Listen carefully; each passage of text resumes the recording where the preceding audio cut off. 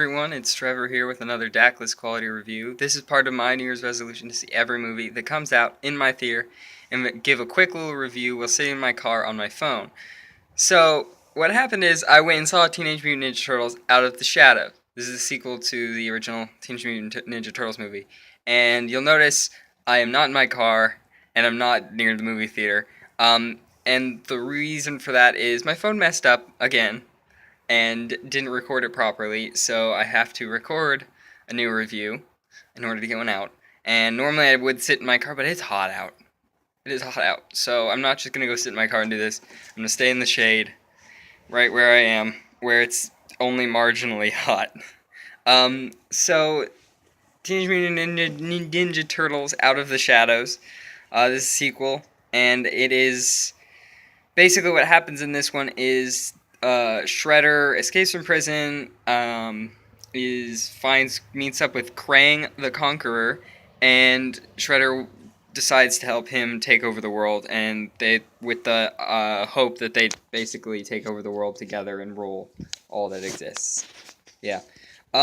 So I hadn't seen the first Teenage Mutant Ninja Turtles movie in this series because I didn't have much interest in it. I'm not a fan of Michael Bay. He didn't direct this one. I'm not sure if he directed the first one, actually. He might not have, but he's definitely heavily involved, executive producer at least or something, or maybe writer, I don't know.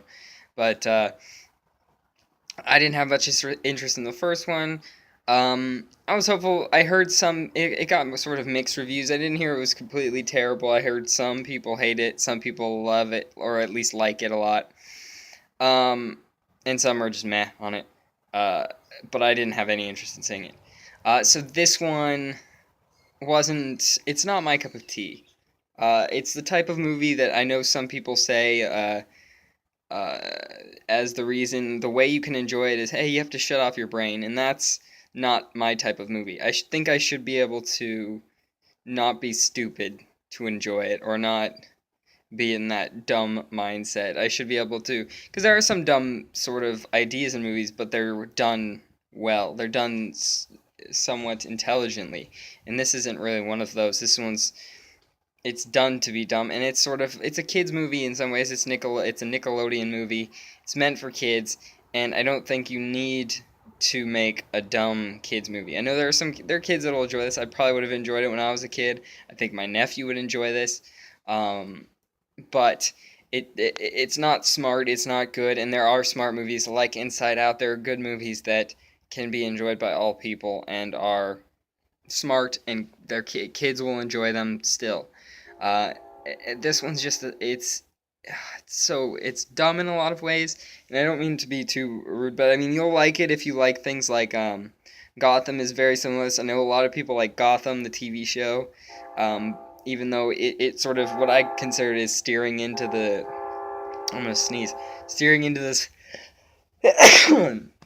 excuse me, and there's a train too coming, but steering into the stupid and the dumb stuff, and it goes with it as its tone, which, I mean, if you're steering in that, you know what you're doing, you know your tone, and maybe you're not calling it stupid, but it's still, that's sort of what it is, and it accomplishes that in terms of a movie. It's not changing its tone or making mistakes. It's meaning to be the way it is and have the characters, basically their acting is bad. Like Stephen Amell, I can't tell if I don't really care for Arrow that much, the TV show. I've watched it and I don't care for it. I don't care much for him on it.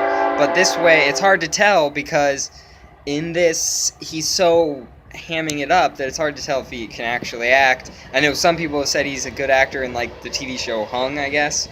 I think that's the one that I've heard people say he was in, where they liked him, a friend of mine. But I don't know. It's hard to tell with these people if there's any good acting, really, if they can act well, because it's purposefully bad. I'd say the best person in this was the actor playing Bebop. I've seen him on Whose Line Is It Anyway, doing that improv games and stuff. I don't remember the name of his name. I don't know why I had to say it like that. But he's actually like the perfect choice for Bebop. His voice fit pretty perfectly.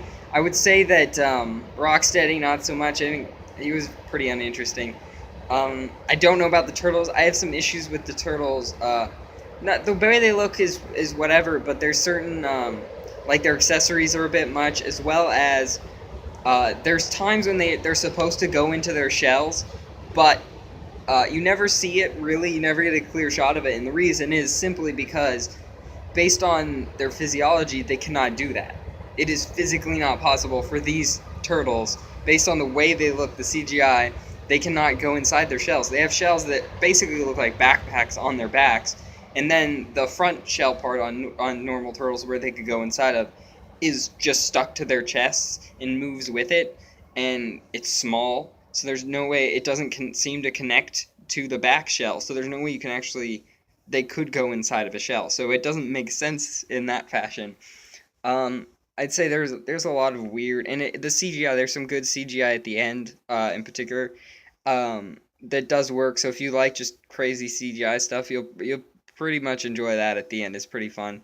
I'd say also, what was I gonna say? Oh, something I really don't like is the camera work, the cinematography on this. There's just some weird shots and zoom ins and movement and stuff that really bugs me. Um, uh, but the main thing is like the jokes are so dumb.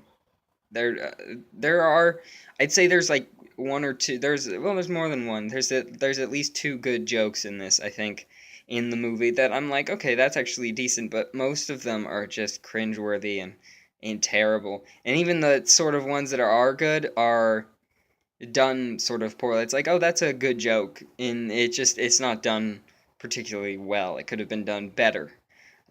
So I can't really recommend this movie unless you enjoy things like Gotham, as I said, or the first Teenage Mutant Ninja Turtles in this series. If you liked it, you'll probably enjoy this. I haven't seen it, but you probably will.